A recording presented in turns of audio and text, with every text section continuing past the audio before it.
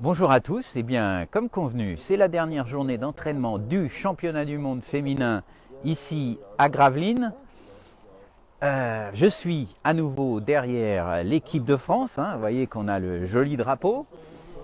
Alors ici, la pêche a lieu dans le fleuve AA, je rappelle, et on est derrière les Françaises pour cette dernière journée d'entraînement qui va être particulièrement excitante puisque ils sont au box numéro 3 et au box numéro 2, on a une autre équipe qui est l'une des favorites, l'équipe de Pologne, et au numéro 1, c'est-à-dire donc, puisque je rappelle que dans les compétitions désormais, le numéro 1 est toujours sur la gauche, donc en fait on sera en amont, avec au numéro 1 l'équipe des Pays-Bas.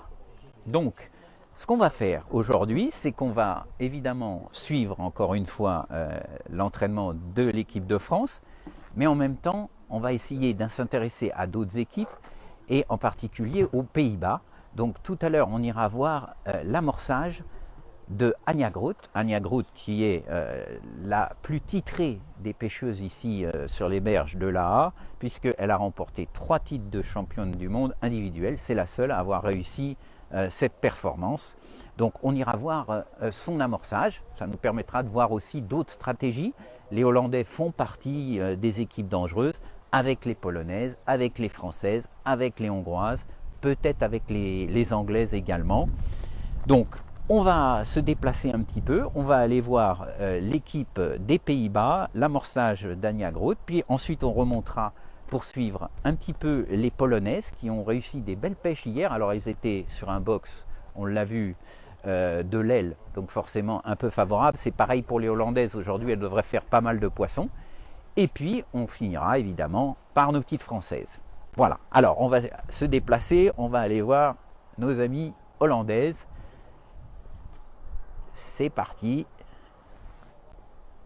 Voilà, alors j'en profite pour vous dire que on aura l'interview de Jan van Schendel, le capitaine des Pays-Bas, cet après-midi. Je l'ai indiqué hier, vous avez tout le programme sur la page Facebook Pêche de compétition en live avec donc aujourd'hui un rendez-vous maintenant à 9h30 puis à 13h30.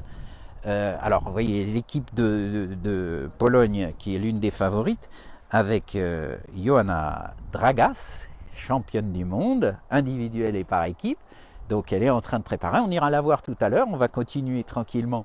Vous avez ici donc toute l'équipe de Pologne qui fait partie, encore une fois, des favorites. C'est des pêcheuses très techniques, Elles sont un petit peu comme les Françaises, ils adorent pêcher les petits poissons, faire des pêches difficiles. Et donc ensuite, on a, vous voyez que la préparation ici, ça rigole pas, vous voyez qu'on est en train de tamiser les terres, les amorces. C'est beaucoup de préparation, un championnat du monde. Salut tout le monde, salut Jean-Michel, salut Thierry. Hier, vous avez, je crois, battu des records pour suivre cette journée d'entraînement. Je crois qu'il y avait plus de gens connectés, plus de gens qui ont regardé les vidéos encore que sur un championnat du monde masculin. Donc c'est assez impressionnant. J'ai parlé avec les filles hier, elles étaient vraiment ravies de vos encouragements. Ah Valérie, coucou Martha, je vois que tu suis vraiment de très près. Alors, Anja, elle est ici. Alors, c'est avec sa tenue bleue. Donc Anja Groot, 3 fois championne du monde, je le rappelle, en 2015 et puis en 2017 et 2018. Donc autant dire qu'elle a quasiment fait 3 années consécutives championne du monde sur des parcours très différents. C'est une pêcheuse de tempérament, je la connais depuis très longtemps, je l'ai vue débuter dans les championnats du monde féminin. Vous voyez qu'elle est très organisée et évidemment, comme toutes les Hollandaises, elle maîtrise parfaitement les pêches dans les canaux. Alors encore une fois, ici c'est un fleuve, c'est l'Aa, mais on est plutôt sur une pêche qui ressemble aux pêches dans les canaux, puisqu'il y a très peu de courant. C'est l'une des raisons pour laquelle d'ailleurs la pêche est aussi difficile. Alors vous pouvez peut-être entendre le vent qui souffle aujourd'hui. A priori, il va aussi souffler pendant les 2 jours qui viennent, même si demain on nous annonce du soleil. A priori, il devrait y avoir du vent, ce qui va sûrement pas changer la pêche. En revanche, ça va changer la donne au niveau technique pour les pêcheuses. Il va falloir qu'elles tiennent mieux la ligne hein, avec le vent, surtout selon la direction qu'il va prendre. Souvent, le vent est soit remontant, soit de face sur ce parcours. Si évidemment il y a un fort vent de face, ça pose des problèmes de tenue de ligne puisque ça va avoir tendance à ramener votre ligne vers le bord. Donc plus vous aurez une bannière longue, plus la ligne risque de revenir vers le bord. Donc il faudra pêcher sûrement avec des bannières plus courtes et essayer de maintenir le flotteur quand même bien stable malgré le vent. Alors le temps est couvert a priori aujourd'hui. Alors, Kevin me demande: bonjour Nicolas, pas de pêche en bordure de l'autre côté, anglaise ou bolo? C'est l'une des grosses questions, j'en ai parlé beaucoup hier, enfin j'en ai parlé pendant le live et j'en ai parlé ce matin beaucoup avec certains capitaines d'équipes étrangères et j'ai été assez surpris de leur stratégie. Hein. J'ai parlé avec par exemple le capitaine de l'équipe de Croatie. Je trouve étrange que des équipes qui n'ont quasiment aucune chance hein, de rivaliser avec des équipes comme ici les Pays-Bas, la Pologne, la France évidemment, la Hongrie, voire l'Angleterre, que ces équipes-là ne tentent pas une pêche sur la berge opposée. J'ai eu l'occasion aussi de parler avec Bruno Catez, l'un des organisateurs qui connaît évidemment parfaitement le parcours. Il m'a dit: oui Nicolas, de l'autre côté il y a des belles brèmes, il y a même quelques carpes qui rôdent, vous voyez qu'en face on a quand même des herbiers, donc une pêche à 3-4 mètres de la berge d'en face au moulinet aurait pu s'envisager, certainement pas pour l'équipe de France, l'équipe de Hollande, l'équipe de Pologne ou des Hongroises qui peuvent espérer avoir un podium, voire remporter le championnat du monde en s'en tenant à la pêche à la grande canne, aux pêches fines. En revanche, pour des équipes comme la Croatie, l'Allemagne ou d'autres nations comme ça qui n'ont pas des pêcheuses habituées à ces pêches très difficiles, je ne comprends pas qu'ils n'essayent pas effectivement de tenter le tout pour le tout. Alors sur 5 pêcheuses, il y a très peu de chances que les 5 prennent du poisson de l'autre côté. Hein. Même s'il y a quelques carpes et quelques brèmes, il n'y aura pas les 5 pêcheuses qui en prendront. Mais en revanche, elles peuvent espérer faire un podium individuel en pêchant de cette manière. Donc je ne comprends pas qu'ils n'essayent pas cette stratégie. Perdu pour perdu, autant essayer quelque chose de différent des autres équipes, puisque de toute façon, encore une fois, je ne vois pas comment certaines équipes pourraient rivaliser sur une pêche fine et technique, comme on l'a vu hier. Bref, tant pis pour eux, hein, s'ils ne veulent pas faire de tentative, c'est leur choix. C'est pas moi qui vais les obliger à pêcher comme ça, mais je suis d'accord que cette pêche de l'autre côté, on a vu surtout personne l'essayer quoi. Moi j'ai vu personne, je me suis promené un petit peu le long des berges, c'est un peu surprenant. Bref. On est donc derrière Anya qui est en train de préparer ses appâts. Alors on va peut-être se rapprocher un petit peu d'Anya, même si je pense, vous voyez, elle cache un petit peu ses trucs. Alors bon, je pense que de toute façon ils doivent être à peu près sur les mêmes types d'amorçage que les Français. C'est-à-dire, je le rappelle, on a bien regardé hier l'amorçage des Français avec un amorçage à la main, avec un mélange d'amorce et de terre de somme au large, et ensuite dépôt à la coupelle de double terre avec des èches vivantes, du fouillis, et puis un amorçage en bordure. Hein. L'amorçage en bordure hier a été quand même très productif pour les Français, en particulier avec des jolies pêches de gardon, hein, on l'a vu. Alors en bordure, ça veut dire mi-distance plutôt, hein, 6-7 mètres, avec un amorçage à la coupelle uniquement parce que les fonds sont relativement en pente, en bordure, donc vous avez intérêt évidemment à amorcer à la coupelle pour être le plus précis possible, sinon vos boules d'amorce risquent de se retrouver un peu n'importe où. La pêche en bordure, là c'est vraiment une pêche précise avec une bannière courte, mais quand même des assez jolis gardons. Moi c'est ce qui m'a impressionné hier, c'est ce que j'ai noté en tout cas, c'est que les gardons étaient presque les poissons les plus intéressants à pêcher parce qu'ils sont plus lourds, ils sont un peu plus gros que les plaquettes qui sont souvent de très petite taille. Alors c'est assez étonnant, il n'y a pas tellement de plaquettes de taille moyenne. Vous avez tout de suite des plaquettes de 10, 20 grammes, 30 grammes, et puis ensuite bah, ça passe à la catégorie nettement supérieure. Alors malheureusement, encore une fois, avec le manque de courant, elles ne sont pas très mordeuses, mais sinon après c'est des poissons qui font 800 grammes, 1 kg, 1 kg 2. Vous n'avez pas trop de plaquettes, j'en ai pas vu, des poissons qui font 400, 500 grammes. Donc principalement, je le répète, une pêche de gardons, de plaquettes, quelques perches. On a vu hier Isabelle Avrieux nous faire un mulet et 2 flets. Alors j'avais dit carlet, hein, mais quelqu'un m'a repris en me disant non Nicolas, c'est pas des carlets, c'est des flets. Alors je suis pas un spécialiste de la pêche en mer, donc excusez-moi, donc c'est des flets. Voilà, donc Ania est en train de se préparer, comme je l'ai dit, 3 fois championne du monde individuelle. C'est assez étonnant d'ailleurs, l'équipe des Pays-Bas n'a jamais remporté le championnat du monde féminin par équipe, alors qu'elles ont 5 titres individuels. Alors évidemment, Ania en a 3, mais il y a 2 autres pêcheuses hollandaises qui ont remporté ce championnat du monde, et en particulier Float Verhoeven, qui est ici également, et qui a remporté le championnat du monde individuel l'année dernière aux Pays-Bas. Donc on a ici, en fait, dans cette équipe, on a 2 pêcheuses championnes du monde individuelles, donc Ania avec 3 titres et Float Verhoeven avec 1 titre. Alors, je vous montre un petit peu le parcours. Vous voyez qu'on est donc ici sur la partie la plus en amont de la A, donc elles vont avoir une aile. Ça me paraît bien calme dans le fleuve, Christophe. Oui, bah c'est calme. C'est vrai que c'est très couvert. On nous annonce en tout cas de la pluie.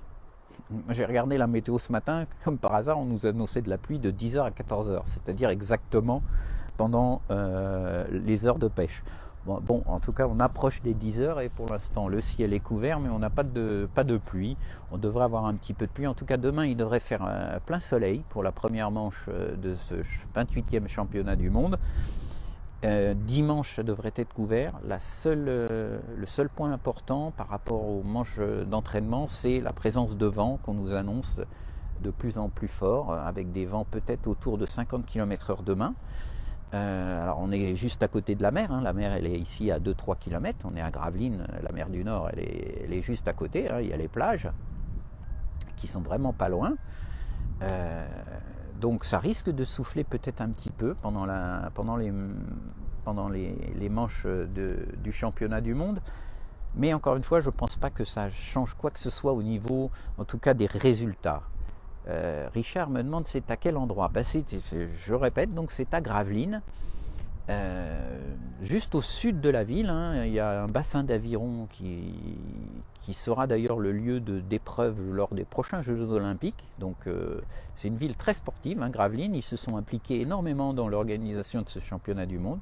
Il faut le souligner, parce que c'est vrai que dans la pêche aujourd'hui, on n'a pas souvent le soutien des politiques, mais en tout cas, la mairie de Gravelines, la région s'est beaucoup impliquée. Alors c'est vrai qu'on est dans une région de pêche, hein, la pêche au cou, ici c'est une institution, mais en tout cas la ville s'est beaucoup impliquée, l'organisation est vraiment parfaite, il faut savoir le dire, hein. J'avais un peu critiqué ce qui s'était passé à Rieux lors de la remise des prix, qui avait été assez folklorique on va dire, même si tout le reste de l'organisation était bien. Franchement, à Rieux, c'était un beau parcours, c'était bien, mais par contre, la remise des prix, c'était pas terrible. Ici, franchement, l'organisation, hier, il y avait les cérémonies d'ouverture, avec la présentation des équipes, ça a été magnifique. Je pense que la remise des prix dimanche soir va être aussi assez spectaculaire. Donc on sera présent, et puis j'espère surtout qu'on entendra une Marseillaise, mais on ne va pas s'enflammer. Ce soir à 19h, je vous rappelle, il y aura un moment important, il y aura notre petit débriefing de la semaine et puis nos pronostics avec Romain Foiratier qui prendra le rôle de Jean-François exceptionnellement. Ce sera donc à 19h, alors on fera non seulement un débriefing et des commentaires et des pronostics, mais on sera là aussi pour répondre à vos questions. Hein, on aura un peu plus de temps parce que là pendant le live il faut que je commente, mais il faut que je vous montre aussi tout ce qui se passe. Et puis, vous êtes tellement nombreux qu'en fait, les messages défilent assez vite et je ne peux pas les prendre tous les uns après les autres. Ce soir, on sera un peu plus posé avec Romain.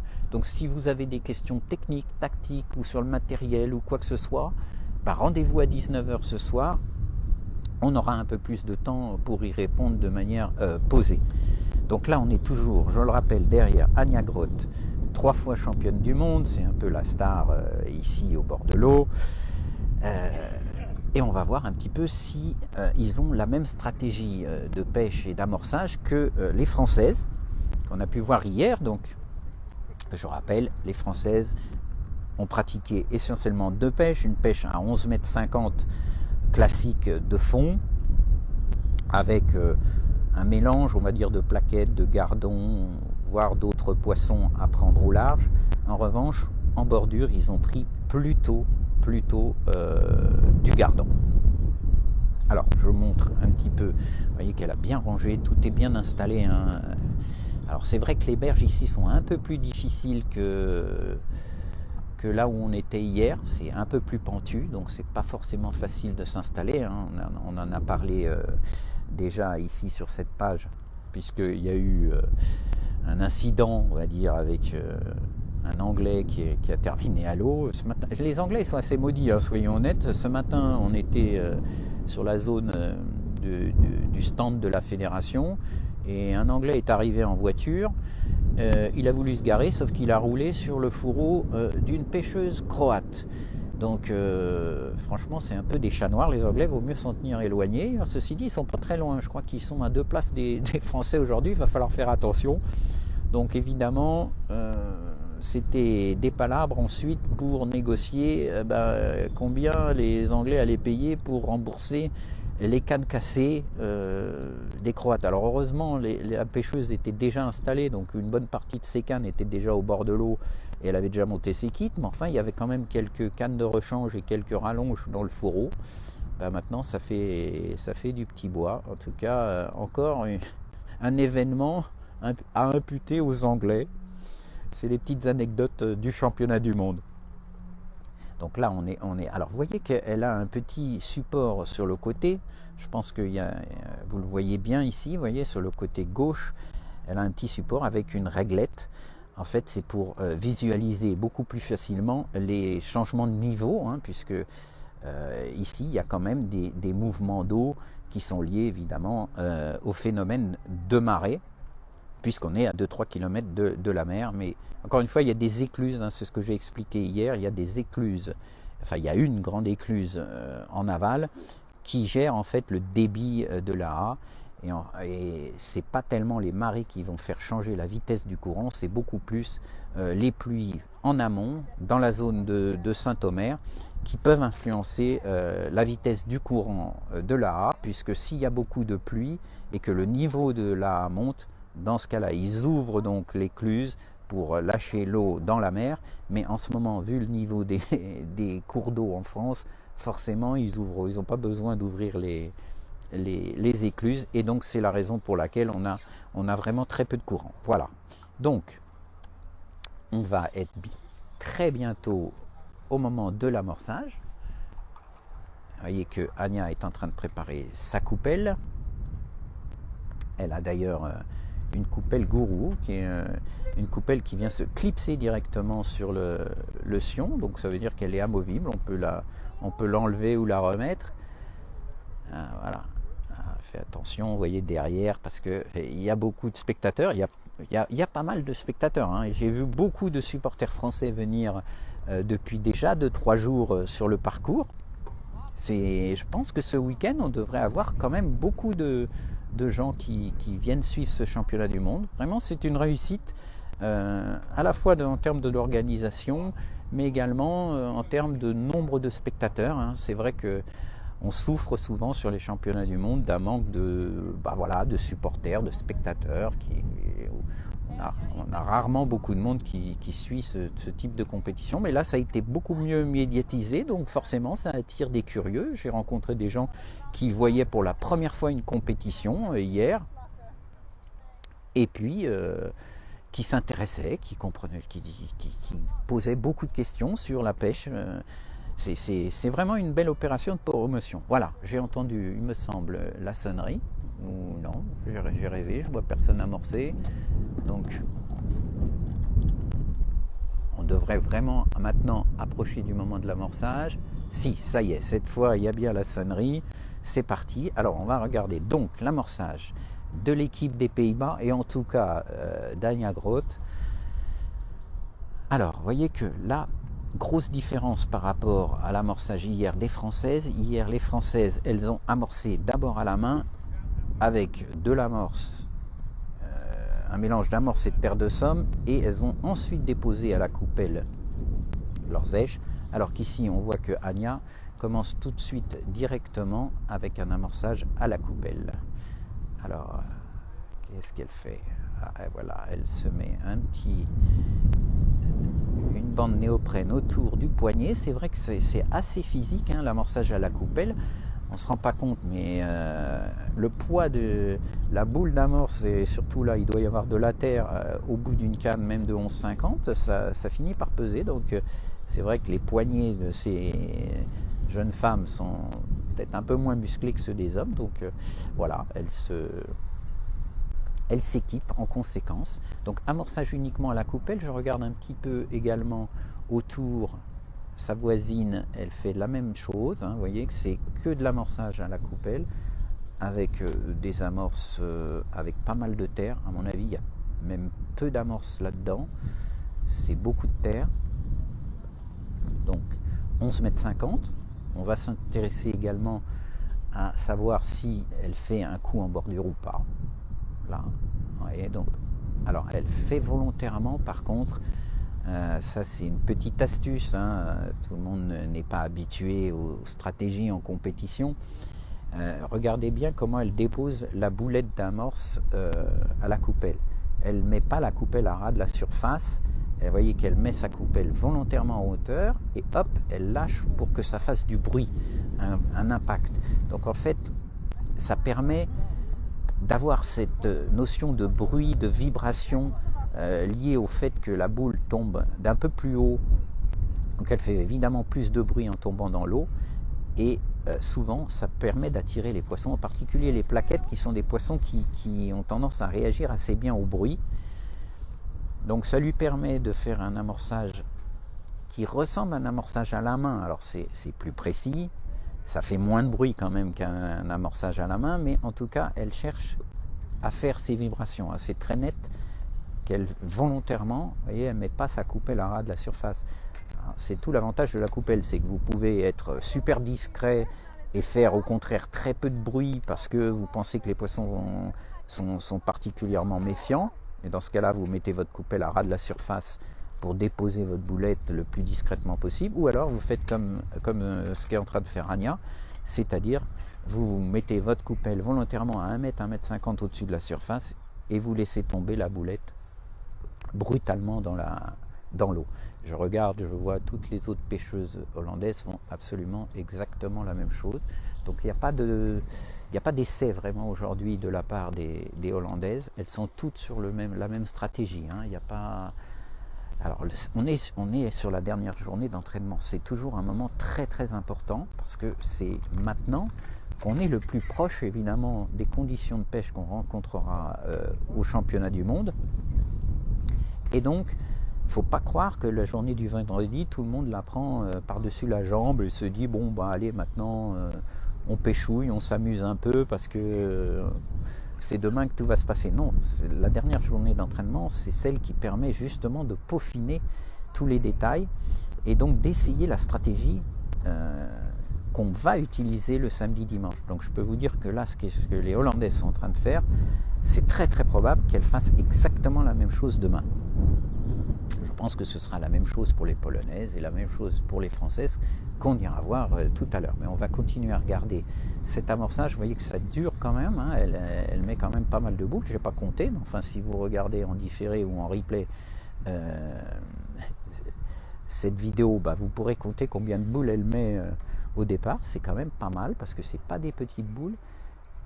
Je regarde si c'est exactement la même chose toujours.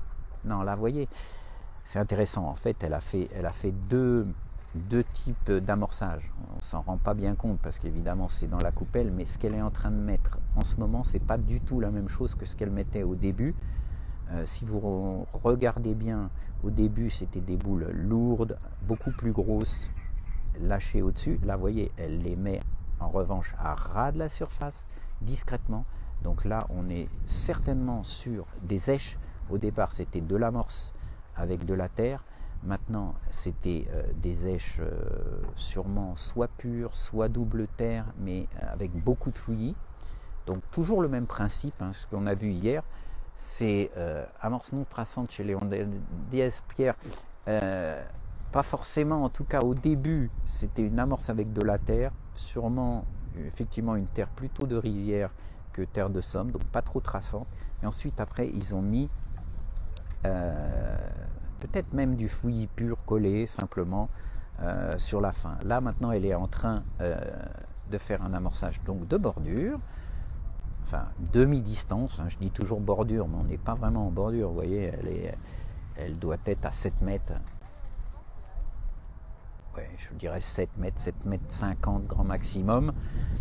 Et donc là, amorçage, alors vous voyez que l'amorçage là il est discret. Elle met sa coupelle, voilà, à ras de la surface. Là, elle ne cherche pas à faire du bruit. Elle est plutôt sur une pêche précise de gardon, donc elle n'a pas intérêt à faire trop de boucan. Vous voyez que même avec une coupelle, il y a beaucoup de manières d'amorcer. Les boules sont beaucoup moins lourdes. Ça fait une petite trace. C'est uniquement, je pense, une terre avec du fouillis. Là, il doit y avoir très peu d'amorce. Ça fait pas du tout de traces, hein, pas du tout. Pas de terre de Somme là-dedans, hein, ça c'est certain. Il n'y a pas du tout de traces en surface qui laisserait penser à la présence de terre de Somme. Ouais. Amorçage ultra précis. Bon, encore une fois, on est derrière une triple championne du monde, hein. Donc tout ce qu'elle fait est pensé, précis, efficace. Alors, on va regarder le début de la pêche des Hollandaises parce que quand même, elles sont sur, je rappelle, le box numéro 1. Donc en rappelant que le numéro 1 désormais dans toutes les épreuves, c'est toujours le numéro qui est le plus à gauche, quelle que soit la direction du courant. Ce qui simplifie les choses, hein, parce qu'il y a des endroits où il pouvait avoir un courant qui va dans un sens à un moment et dans un sens dans l'autre. Donc au moins en décidant qu'à partir de maintenant le numéro 1 est en amont, le numéro 1 est à gauche, pardon, vous voyez, même moi je m'en mêle les pinceaux. Quand le numéro 1 est à gauche, il n'y a plus d'histoire de savoir dans quel sens va le courant. Alors, on va regarder le début de la pêche, on continue à regarder, on va faire un petit travelling comme ça pour vous montrer le restant du parcours avec les autres pêcheuses de l'équipe de Hollande qui continuent leur amorçage exclusivement à la coupelle. Donc grosse différence encore une fois par rapport à ce qu'on a pu voir hier des Françaises avec un amorçage à la main au large, puis un amorçage à la coupelle par-dessus et un amorçage coupelle uniquement à mi-distance. Ici, on n'est pas sur la même stratégie. Les Hollandaises font un amorçage exclusivement à la coupelle. Alors, c'est pareil, j'en ai discuté ce matin et hier avec des pêcheurs locaux. C'est toujours intéressant d'avoir l'avis des pêcheurs, évidemment, qui connaissent très bien le parcours. Ils m'ont dit qu'ils ne comprenaient pas pourquoi il y avait certaines équipes, dont les Hollandaises, qui utilisaient exclusivement la coupelle, parce que ici, la plupart des pêcheurs qui connaissent bien la A préfèrent faire un amorçage à la main au départ, justement pour avoir ces vibrations, ces boules qui tombent, qui attirent le poisson. Le poisson visiblement y est quand même relativement habitué, sans compter qu'il y a aussi, on l'a vu hier avec Isabelle Avrieux, qu'il y a aussi quelques mulets qui traînent. Et les mulets, évidemment, ça répond très très bien aux amorçages un peu brutaux. Ils viennent très très bien au rappel, ils viennent très bien aux vibrations. Bon, après, il n'y en a pas eu 50 000. Hein. Des mulets, j'en ai vu 2 ou 3 d'attraper. Mais enfin, sur une pêche aussi difficile, hein, ça peut faire la différence. Combien de temps pour amorcer? Eh bien c'est 10 minutes. Depuis qu'il y a l'instauration, avant c'était que 5 minutes l'amorçage, mais depuis qu'il y a eu l'instauration de l'autorisation en tout cas de la coupelle, on a rallongé progressivement le temps pour l'amorçage à 10 minutes, parce que c'est vrai que si vous devez amorcer à la coupelle et que vous avez un deuxième coup à amorcer, que ce soit à l'anglaise ou un autre coup en bordure, 5 minutes c'était un peu trop court pour pouvoir mettre toutes les boules à la coupelle. Donc on a rallongé à 10 minutes. Donc en fait l'amorçage commence à 9h50, puis à 10h, début de la pêche, jusqu'à 14h. Avec un signal 5 minutes avant la fin de la manche, pour prévenir les pêcheuses qu'il ne reste plus que 5 minutes. Contrairement à certaines épreuves de carpe, il n'y a pas d'histoire de pendu, c'est-à-dire que si vous avez un poisson juste avant la fin de la pêche, faut le sortir au moment de la sonnerie. Vous n'avez pas le droit à un petit rap de quelques secondes. Non, il faut qu'il soit hors de l'eau. Il peut être dans l'épuisette, hors de l'eau. Ou même en l'air, hein. On l'a déjà vu. Je me souviens d'une manche de championnat de France avec Didier Delannoy, qui avait remporté d'ailleurs le championnat de France individuel à Lille, où il avait fait un gardon, la pêche était très difficile, il avait fait un gardon justement à la fin, et il a ferré, il a soulevé toute la canne de 13 mètres pour maintenir le gardon hors de l'eau et le sortir dans les temps. Alors, eh bien écoutez, il y a déjà un poisson à côté, là, une pêcheuse hollandaise qui vient de faire une plaquette tout à l'heure. Donc ça répond bien, hein. Bon, on est sur un box d'une aile, donc on peut s'attendre à ce qu'il y ait un peu de poisson de prix. Donc on va rester un petit peu ici. Alors Alexandre nous dit, elles amorcent à la coupelle pour être plus précises. Oui, bien sûr. Mais il y a parfois des moments où l'amorçage à la main est plus efficace, pour plusieurs raisons. D'abord parce que vous faites un tapis d'amorce qui est un peu plus large. Donc quand vous avez en particulier des brèmes ou des bancs de gardon relativement importants, ils sont plus à l'aise sur une zone amorcée un peu plus large, hein. Évidemment, si vous concentrez tout vos appâts sur une surface très réduite, si vous avez un banc de 50 brèmes qui arrivent sur le coup, elles vont un petit peu se marcher les unes sur les autres si votre tas d'amorce il est trop concentré. Donc ça peut être intéressant dans ces conditions plutôt d'amorcer à la main, et c'est pour ça que les Français ont hier amorcé à la main, mais ensuite concentré les èches à la coupelle. Donc vous avez plein de possibilités, plein de stratégies possibles, ce qui rend la pêche de compétition aussi excitante. C'est que vous pouvez amorcer uniquement à la main, vous pouvez amorcer à la main et à la coupelle, ou exclusivement à la coupelle. Et comme on a pu le voir, même quand vous amorcez exclusivement à la coupelle, vous avez plusieurs manières d'amorcer. En mettant la coupelle à ras de la surface, en mettant la coupelle volontairement en hauteur, comme a pu le faire Ania, pour faire des vibrations. Et puis ensuite, évidemment, il y a ce que vous mettez dans la coupelle. Vous pouvez mettre des boules d'amorce, mais vous pouvez très bien mettre de l'amorce pure dans la coupelle, vous pouvez mettre des èches pures, vous pouvez absolument tout mettre. C'est vraiment, ça a révolutionné la pêche au cou, hein. Il faut sûrement dans les 20 dernières années, ce qui a le plus révolutionné la pêche au cou, au-delà du kit stripa, des élastiques creux, enfin il y a eu pas mal d'innovations, c'est quand même la coupelle. Ça a beaucoup changé la donne, à la fois d'un point de vue technique mais aussi tactique pour les pêcheurs.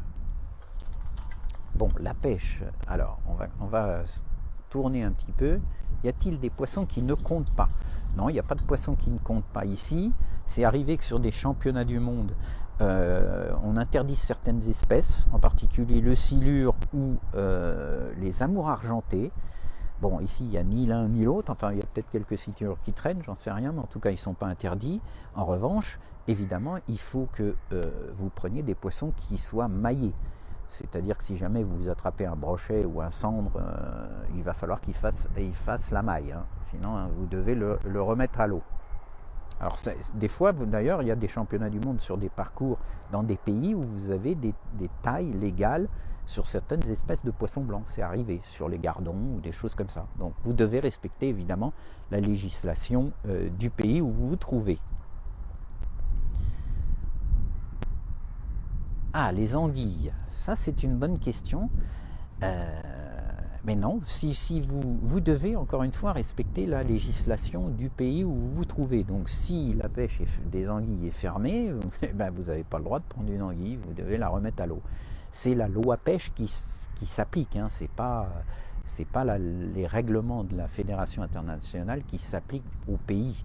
C'est la règle du pays qui s'impose à la fédération.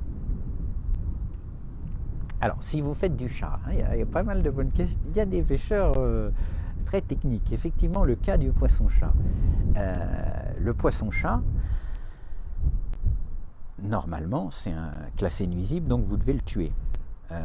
Et vous n'avez même pas droit, normalement, de le mettre en bourriche. Hein. Normalement, la réglemente. Mais c'est un petit peu un point particulier de la compétition. On les met quand même dans les bourriches et on les comptabilise, on les pèse. En revanche, il ne doit pas être mis à l'eau. Alors voilà, premier poisson pour Anya, donc j'ai bien fait de rester. Ça m'a l'air d'être une... Non, c'est un gardon, je pense. Non, c'est une perche. Une petite perche.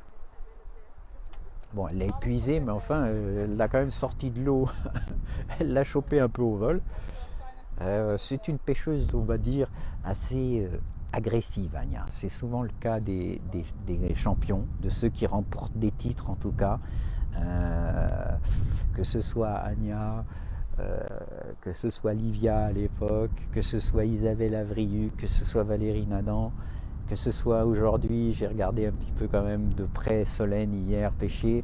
C'est des pêcheuses qui savent passer la vitesse supérieure quand il le faut, et pas hésiter à accélérer, à être un peu plus agressif au niveau de l'amorçage pour essayer de faire la différence. L'exemple type, c'est la personne que je vais interviewer cet après-midi, le champion hongrois Tamás Walter, qui est aussi un pêcheur excessivement agressif. Quel flotteur utilise-t-elle, Philippe? Alors, la majorité des pêcheuses pêchent avec des flotteurs entre 0,50 et 1 gramme, hein, parce qu'il y a vraiment très peu de courant. Donc on est sur ces poids de ligne à peu près, avec des quilles métal, des corps trapus et des antennes fines. Hein. Je regarde les kits d'Anya. Je ne vais pas trop vous les montrer, encore une fois, on évite, en tout cas jusqu'à demain, de trop parler des montages, des recettes d'amorce, etc. parce qu'on est encore en phase d'entraînement, donc je ne voudrais pas non plus que les Hollandaises soient mécontentes parce que je montre certaines choses, ou les Françaises. Donc on parlera de tout l'aspect montage, matériel, recettes d'amorce, préparation de terre, type d'èche utilisé plutôt pendant le week-end, samedi et dimanche. Alors peut-être ce soir on commencera quand même à parler de certaines choses avec Romain lors de notre petit rendez-vous à 19h. Mais sachez qu'en tout cas les flotteurs, ici un petit gardon, c'est du 0,51 g, quille métal, antenne soit métal, soit fibre, soit plastique plein mais de petit diamètre, parce qu'on est sur des pêches fines et sensibles. Alors, vous voyez qu'elle n'hésite pas, elle commence déjà à changer de kit. Ils vont faire quelques essais. Je regarde la plombée, elle est relativement basse, hein. On est sur des plombées à peu près à 40-50 cm, la plombée principale de l'hameçon, sur des bas de ligne d'environ 15 cm. Et elle pêche au verre de vase. J'ai eu l'impression quand même qu'il y avait une èche assez volumineuse à l'hameçon. On va voir, peut-être elle fait un essai avec... Non, c'est de la pêche au verre de vase. Est-ce que les poissons se prennent plutôt à laisser passer ou à caler?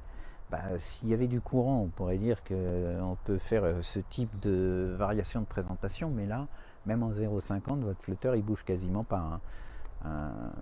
À part à cause du vent, mais le courant il est quasiment nul, hein, parce qu'il y a un fond important, hein. Selon les places, on va être entre 4-5 mètres d'eau, donc non, il n'y a pas de courant du tout, donc c'est plutôt une pêche presque même d'étang, je dirais, hein, où vous devez faire, c'est vous qui animez votre ligne. Là, on vient de voir, elle fait un petit relâché, un petit pompage vertical. Voilà, donc la ligne, elle va se déplacer. Alors oui, si vous pêchez en 0,50, très doucement de la gauche vers la droite, mais on va dire que c'est vraiment insignifiant. quel fond y a-t-il, Dany? Ce que j'ai dit à peu près 4-5 mètres d'eau à 11 mètres 50 sur la plupart des places. Il y a des zones un petit peu plus profondes où on est au-dessus des 5 mètres. Donc c'est un fleuve qui est profond, il n'est pas large mais il est profond. Donc voilà Anya qui prend à nouveau un poisson. Vous voyez que c'est impeccable, hein. Au niveau technique, là on est vraiment sur une pêcheuse de très haut niveau. Mais ça c'est pas trop une surprise. Bien, alors on va se déplacer. Je vais vous montrer également maintenant les pêcheuses de l'équipe de Pologne.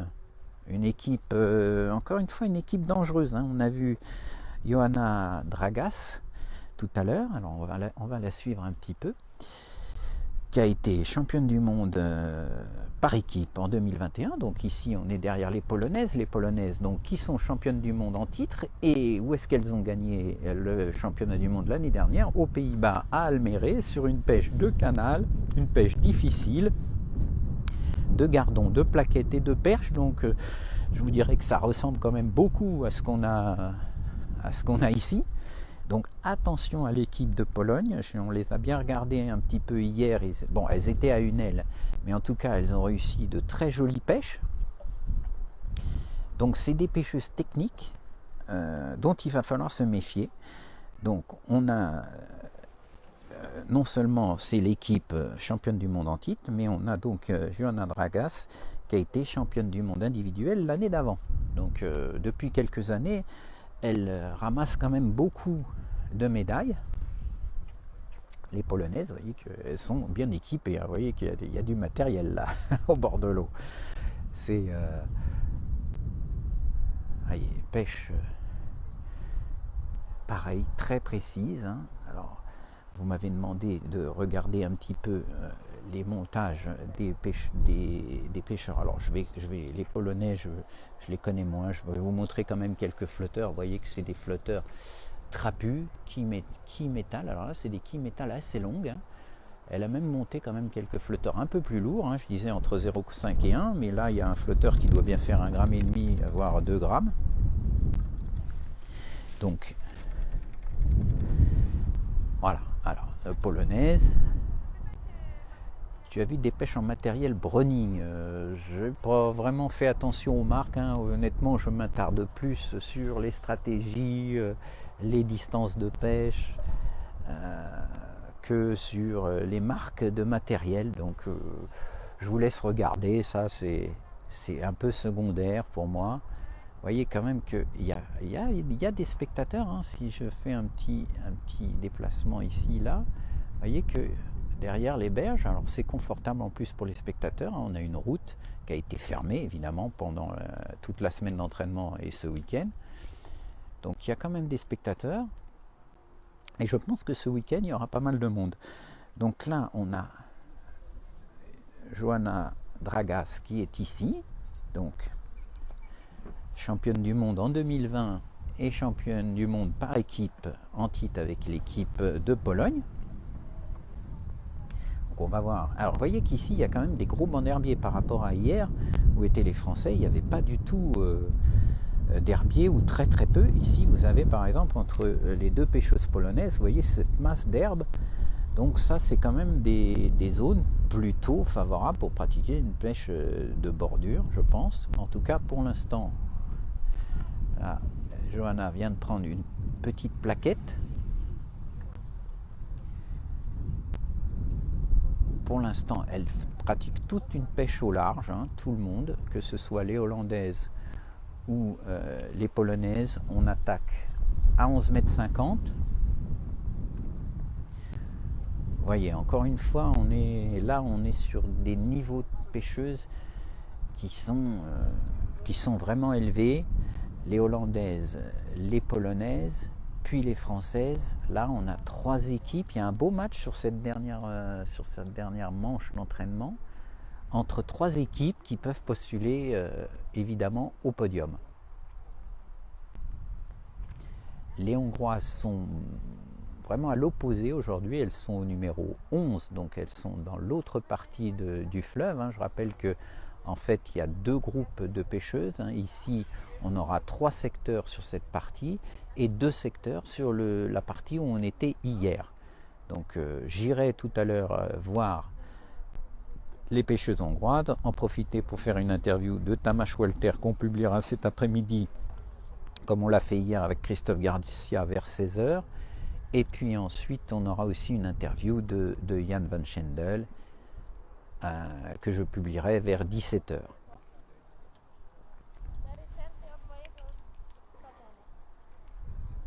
Alors, on va continuer tranquillement à glisser vers Laval pour suivre nos petites pêcheuses françaises quand même.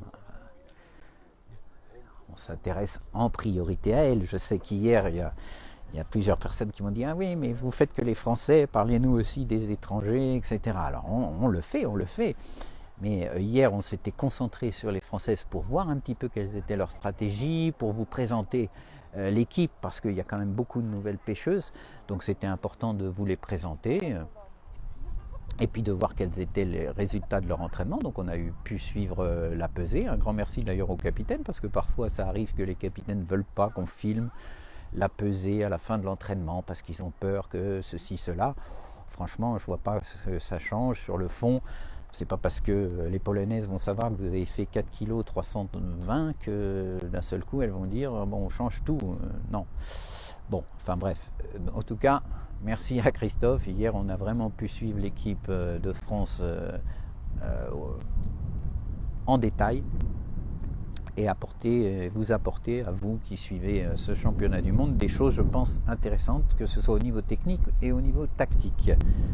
Alors, on va donc continuer pour aller voir un petit peu nos Françaises qui sont donc juste à côté des Hollandaises, des Polonaises, les Hollandaises au numéro 1, les Polonaises au numéro 2 et donc les Françaises au numéro 3. Vous voyez qu'on arrive avec le drapeau tricolore qui flotte derrière les Françaises. Hier, elles nous ont gratifié d'une bien belle Marseillaise lors de la présentation des équipes, ça fait plaisir.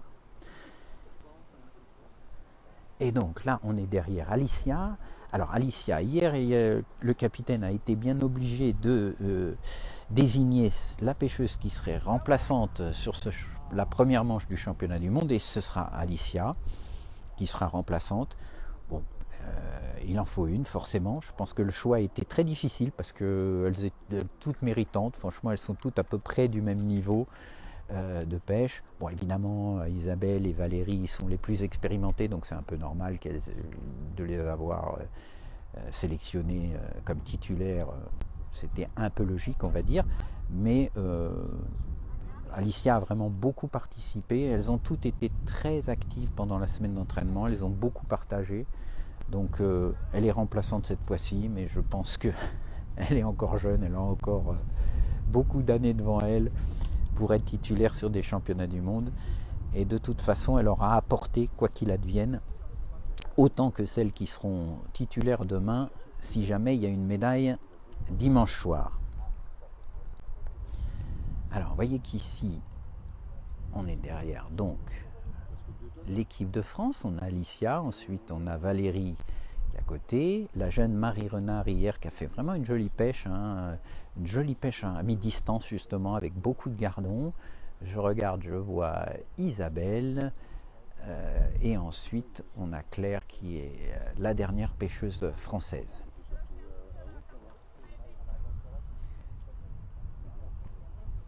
Et Solène, ah bah non, Solène qui est tout au bout. Non, la dernière pêcheuse française, c'est Solène. Effectivement, je vois ses cheveux blonds par là-bas. Alors, on va voir si cette zone est un peu plus favorable. Est-ce possible de pêcher les herbiers en bordure si cela ne se trouve pas dans l'axe de pêche, me demande Christophe. Alors, vous voyez que c'est une bonne question encore.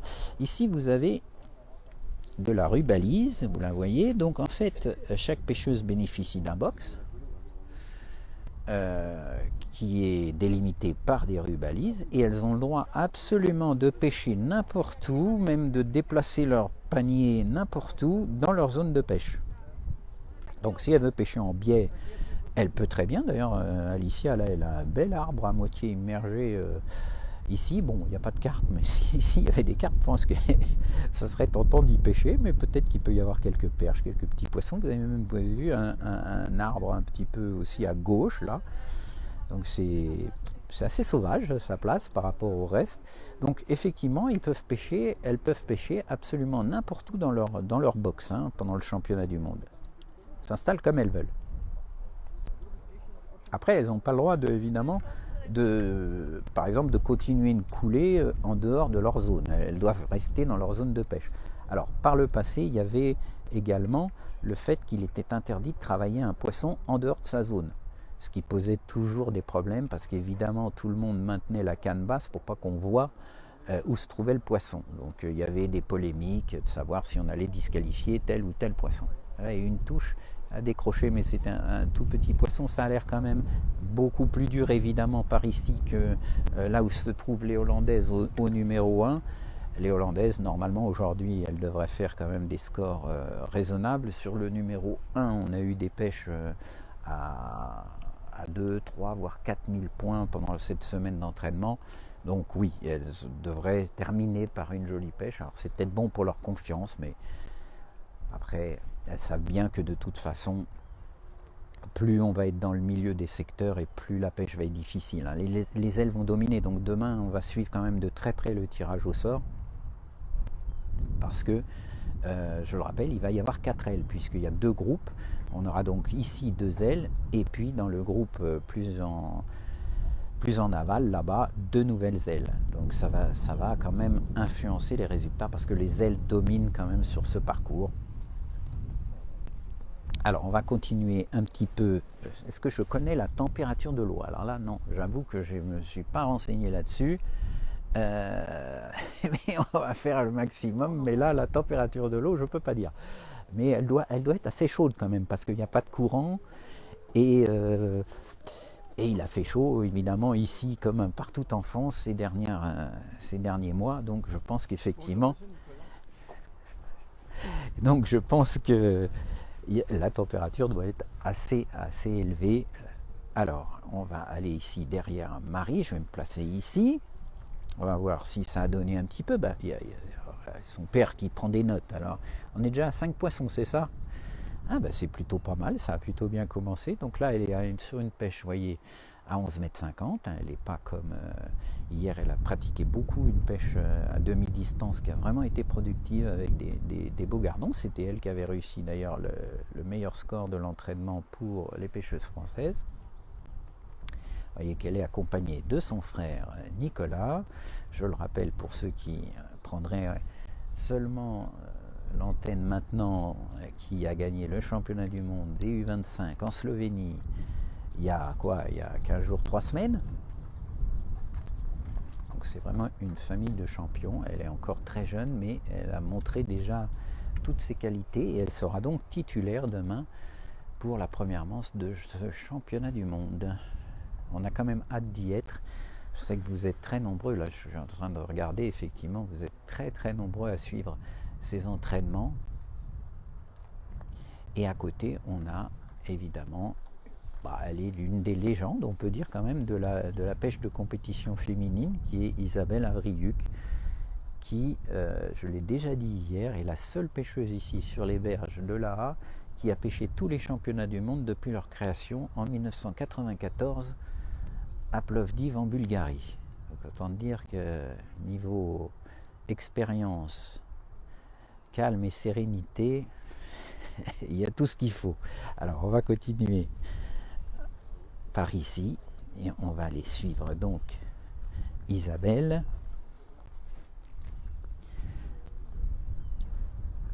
Alors Isabelle est ici. Alors hier, je rappelle, elle nous a fait un mulet et deux flets, 2 poissons plats. Qu'est-ce qu'elle va nous faire encore aujourd'hui? Il faut s'attendre à tout avec Isabelle. En tout cas, le gros avantage pour un capitaine, quand on a une pêcheuse comme ça dans ses rangs, c'est qu'on sait que quel que soit le tirage au sort, j'en ai parlé tout à l'heure, le tirage au sort, ça va être important parce qu'il y a 4 ailes, puisqu'il y a 2 groupes de pêcheuses. Quand on a dans ses rangs une pêcheuse comme Isabelle, à la rigueur, même si elle est en plein milieu, à une zone difficile, on sait qu'elle en tirera de toute façon le maximum. Ça, c'est très précieux. Un championnat du monde, ça se gagne souvent sur les places les plus difficiles, paradoxalement. C'est pas forcément Évidemment, celles qui sont à l'aile, elles vont réussir un bon résultat, mais ce qui fait souvent la différence, c'est la pêcheuse ou le pêcheur qui se trouve sur des places difficiles et qui finalement réussit à arracher quelques petits points supplémentaires qui font au final toute la différence. Ah, Michael Letcher qui nous suit, ça fait plaisir. Voilà, un membre de l'équipe de France Feeder. On se verra bientôt en Belgique, enfin bientôt au mois d'octobre. Entre-temps, il y aura eu aussi le championnat du monde en Croatie. On y sera, cette fois-ci avec Jean-François. Et puis le championnat du monde Feeder en Belgique, en fait sur un grand lac qui est pile à la frontière entre la Belgique et les Pays-Bas. On y sera au mois d'octobre et cette fois-ci je ne serai pas non plus avec Jean-François, je serai avec Nicolas Quénon. Nicolas Quénon qui sera donc à domicile puisque c'est un Belge, il pourra nous donner des infos encore plus précises sur la pêche là-bas en Belgique. Mais bon, pour l'instant on revient sur les berges de l'Ar. Isabelle a enlevé son nounours, c'est vrai, elle a enlevé son porte-bonheur. Bon, bah, c'est pas grave, elle le garde pour demain et dimanche. En tout cas, hier, ça a pas mal marché puisqu'elle a fait, encore une fois, un joli mulet et deux flets.